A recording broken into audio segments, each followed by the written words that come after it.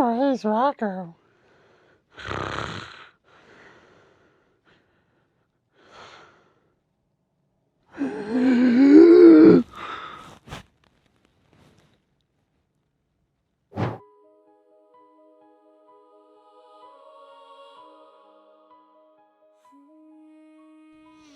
Good morning, gentlemen.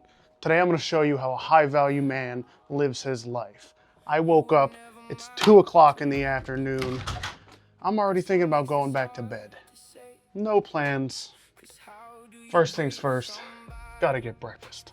So to start off, being a high-value man, you don't need a lot of money. You don't need to be a billionaire. You don't want to be a billionaire. Why the fuck would you want all that money just to sit around and do nothing all fucking day? You don't need a Lamborghini. What you need is a good, reliable Ford Explorer. That's all you need. You don't need anything fancy. Why would you? You don't need to wake up at 4 o'clock in the morning. All right? There's no reason to do that. Wake up when you want to wake up. First things first, when you're waking up, you need to take care of your physical and mental health.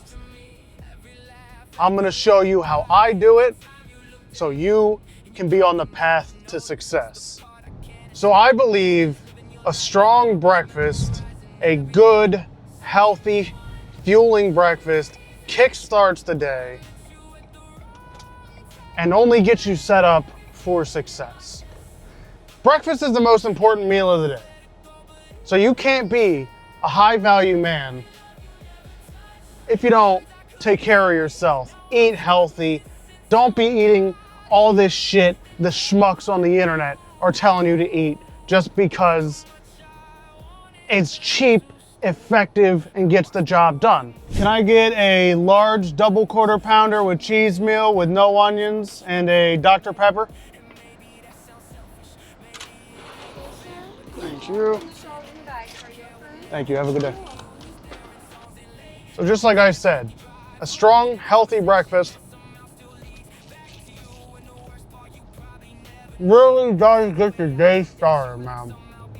I got a long, busy day ahead of me where I'll be making more money than other people. And I got to make sure I have the energy to do so.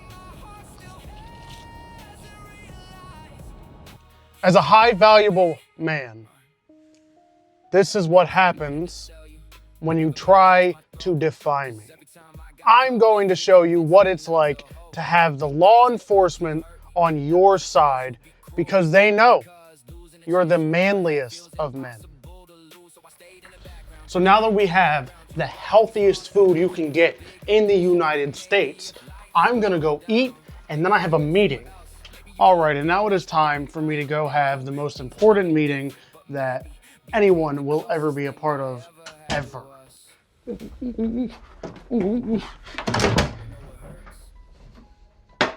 not rejection.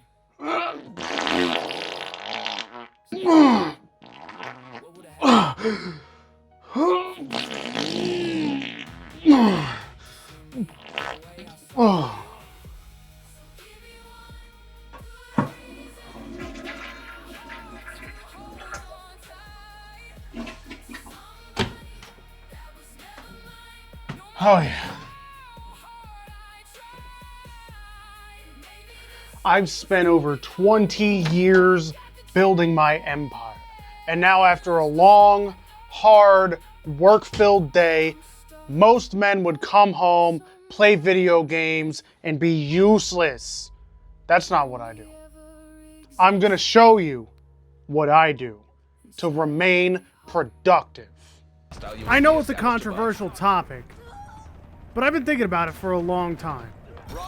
And by thinking about this for a long time, I mean, I saw a sad movie last week and cried during the ending. And you know what?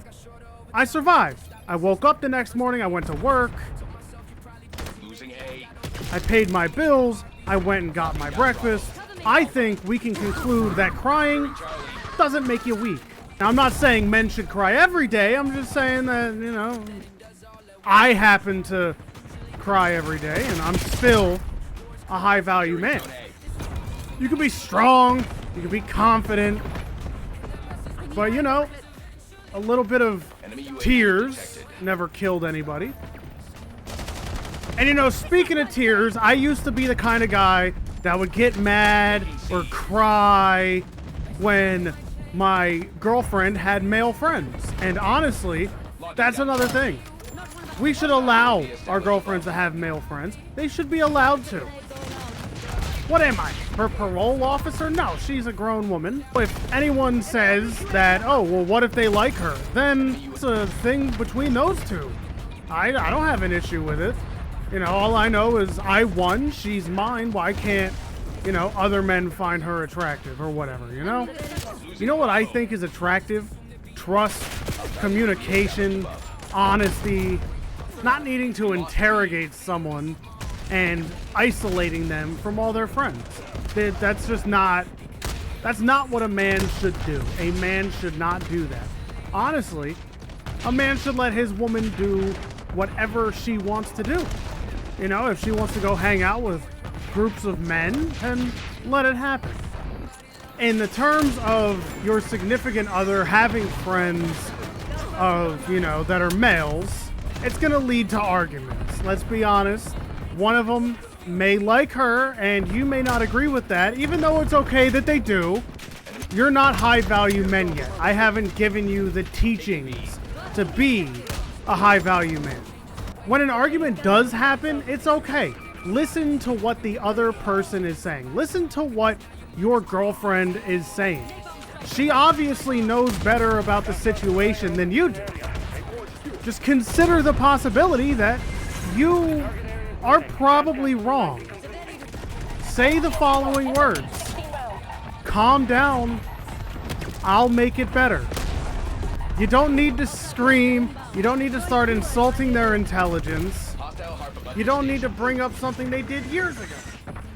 Another really good thing to bring up in these kind of arguments is tell her that she's acting like her mom, because her mom has friends. You know, her mom is older, more wise, has been around longer, probably has friends that are males, and your dad's fine with it.